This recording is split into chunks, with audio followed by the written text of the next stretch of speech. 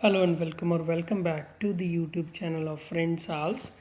Today we have latest writing task 2 an essay of the ALS exam. Okay तो आज हमारे पास है writing task 2 ऐसे क्वेश्चन है a number of young people do not like competitive sports. बहुत सारे young हैं जो वो कॉम्पिटिटिव स्पोर्ट्स नहीं पसंद करते as they are afraid of losing, क्योंकि उन्हें डर होता है कि वो जीतेंगे नहीं, वो उसमें जीतना मुश्किल है, उसमें कंपटीशन है, स्ट्रेस इन्वॉल्व है। ड्यू टू इट, इसके कारण the sports need to be banned, इसलिए इन जो खेल हैं, ये जो खेल हैं कॉम्पिटिटिव स्पोर्ट, इनको बैन कर देना चाहिए। To what extent do you agree और डिसएग्री, किस हद तक आप सहमत हैं या फिर असहमत हैं। देखिए, जो आप इंट्रोडक्शन बनाते हैं उसमें 2 लाइन सजेस्ट करता हूँ मैं। तो फर्स्ट लाइन होनी चाहिए आपका क्वेश्चन ही, बट आपको कोशिश करनी चाहिए सिनोनिम यूज़ करके, ग्रामेटिकल स्ट्रक्चर को चेंज करके, एग्जामिनर को शो करना कि मेरे में राइटिंग कॉम्पिटेंसी है, मैं एक अच्छा ऐसे लिख सकता हूँ। तो जो आपकी राइटिंग है वो 4 पार्ट्स में इवैल्यूएट होती है, 4 चीज़ों के बेसिस पे आपको स्कोर मिलता है, जिसमें से एक होता है GRA। GRA में ग्रामेटिकल रेंज एंड एक्यूरेसी होती है। GRA में मेन आपको ये देखना होता है कि आप रेंज का मतलब है कि आप अलग अलग टाइप के सेंटेंस बना सकते हैं कि नहीं, like simple sentence, compound sentence, complex compound sentence. Accuracy का मतलब है कि आप कितने कम एरर या फिर कितना एरर फ्री अपनी राइटिंग को लिखते हैं या करते हैं। उसमें ग्रामर के एरर, वोकैबुलरी के एरर और कह सकते हैं कि पंचुएशन के एरर भी। नेक्स्ट जो हम लेक्सिकल को लेते हैं, लेक्सिकल का मतलब होता है वोकैबुलरी। उसमें नो डाउट आप एक नाउन को यूज़ कर रहे हैं, क्या आप उसके साथ एडजेक्टिव यूज़ कर रहे हैं, अगर आप वर्ब को यूज़ कर रहे हैं तो क्या आप उसके साथ एडवर्ब को यूज़ कर पा रहे हैं, उसके बाद आप क्या कॉलोकेशंस को यूज़ कर पा रहे हैं, and the most important thing कि आप जो भी वोकैबुलरी यूज़ कर रहे हैं क्या वो इन कंटेक्स्ट है, क्या वो टॉपिक रिलेटेड है। ये एक बहुत ही इम्पॉर्टेंट चीज़ है समझने वाली आपके लिए। और जो थर्ड पार्ट हम लेते हैं वो होता है CC, कोहिरेंस एंड कोहिजन। देखिए, कोहिरेंस का हम कह सकते हैं कि जो आप कनेक्टर यूज़ करते हैं, more over, further more, firstly, secondly, finally, तो ये कोहिरेंस का आपको स्कोर देंगे। कोहिजन का स्कोर हम देख सकते हैं कि जब हम बैक रेफ़र करते हैं, दे के लिए, इट के लिए, ऐसा कुछ। और आपका फाइनली TA और TF होता है, वो सभी इस पे बेसिस होता है कि जो आपको बोला गया है कि आपने वही किया है, आप टॉपिक से तो हटे नहीं।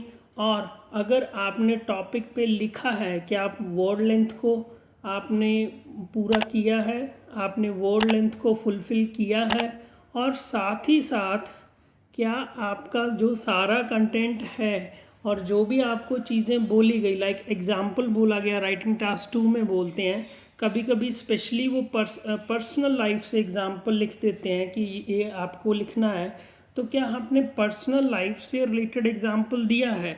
तो ये बहुत ही इम्पॉर्टेंट 4 क्रिटेरिया हैं जिसके बेसिस पे आपकी राइटिंग इवैल्यूएट होती है। तो चलिए वापस आते हैं हमारे क्वेश्चन की तरफ। आज का हमारा क्वेश्चन है कि काफ़ी सारे जो यंग पीपल है उनको कॉम्पिटिटिव स्पोर्ट्स नहीं पसंद, क्योंकि उनको हारने का डर लगा रहता है, इसलिए इन खेलों को, इन स्पोर्ट्स को बैन कर देना चाहिए। आप किस हद तक एग्री या डिसएग्री करते हैं। तो देखिए, सबसे पहले हम जो बात करेंगे, फर्स्ट लाइन को फॉर्म करेंगे, सिनोनिम को देखेंगे, ऐसे वर्ड्स को देखेंगे जिनको आप रिप्लेस पॉसिबली कर सकते हैं। अ नंबर ऑफ को रिप्लेस कर सकते हैं मैनी, यंग पीपल को youngsters, do not like, refrain from playing, इसका मतलब है रिफ्रेन मतलब परहेज करना। कॉम्पिटिटिव स्पोर्ट्स, तो देखिए कॉम्पिटिटिव को मत चेंज कीजिए, वो आपके लिए थोड़ा शायद डिफ़िकल्ट होगा। स्पोर्ट्स को हम गेम्स से रिप्लेस कर देंगे।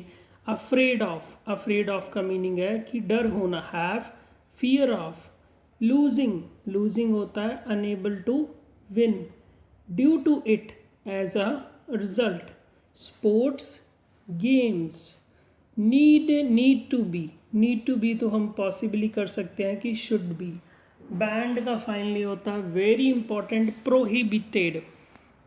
अभी आपकी फर्स्ट लाइन को ले लेंगे, many youngsters refrain from playing competitive games because they fear being unable to win. तो काफ़ी सारे जो यंगस्टर्स हैं वो कॉम्पिटिटिव स्पोर्ट्स से भागते हैं क्योंकि उन्हें डर लगा रहता है कि वो शायद जीत नहीं पाएंगे। एज अ रिज़ल्ट, तो ड्यू टू इट के हमने एज अ रिज़ल्ट कर दिया, as a result comma these games should be prohibited, तो इसके कारण इन गेम को बैन ही कर देना चाहिए। तो ये आपका कंप्लीट इंट्रोडक्शन बन गया।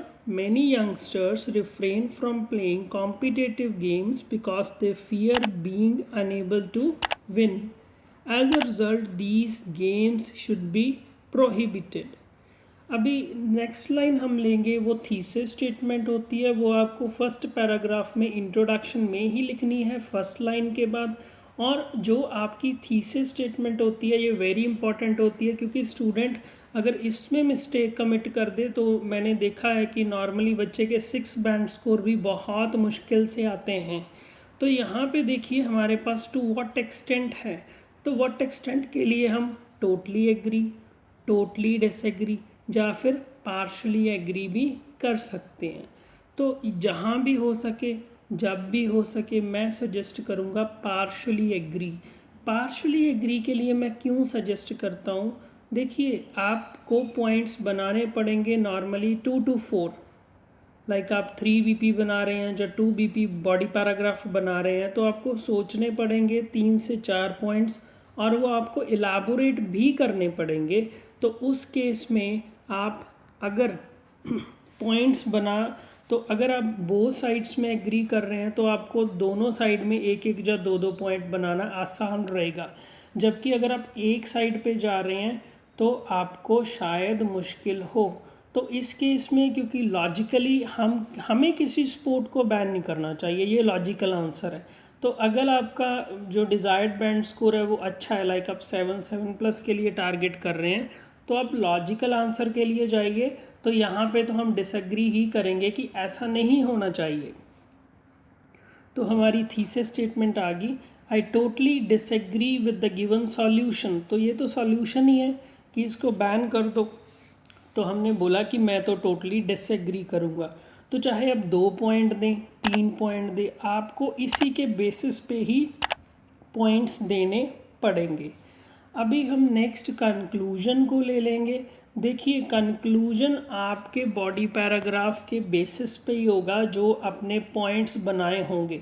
तो इस केस में आप नो डाउट पॉइंट्स बनाएंगे कि नहीं, ये नहीं है कि वो अगर वो जीतना मुश्किल है, अगर उनको हारने का डर रहता है तो उनको बैन कर देना चाहिए, क्योंकि हमने टोटली डिसएग्री किया है यहाँ पे। तो सबसे पहले हम कंक्लूजन की वोकैबुलरी, इंपॉर्टेंट वोकैबुलरी को देख लेंगे। एन आइडियल सॉल्यूशन, देखिए सॉल्यूशन की ही बात हो रही है, ये एक प्रॉब्लम ही है, तो बैन करें या ना करें। तो इसके लिए हम आइडियल सॉल्यूशन होता है कि एक जो सबसे बढ़िया सॉल्यूशन होता है। तो यहाँ पे सॉल्यूशन आपका नाउन है, आइडियल आपका एडजेक्टिव है और आपके पास इनडेफिनेट आर्टिकल एन लगा दिया गया है। तो यहाँ पे आप वोकैबुलरी का भी एक अच्छा स्कोर हासिल कर सकते हैं। नेक्स्ट है हमारे पास verb to ensure. To ensure होता है पक्का करना। देखिए नॉर्मली राइटिंग में मैं बहुत फ्रीक्वेंटली यूज़ करता हूँ और ये फिट भी बैठता है।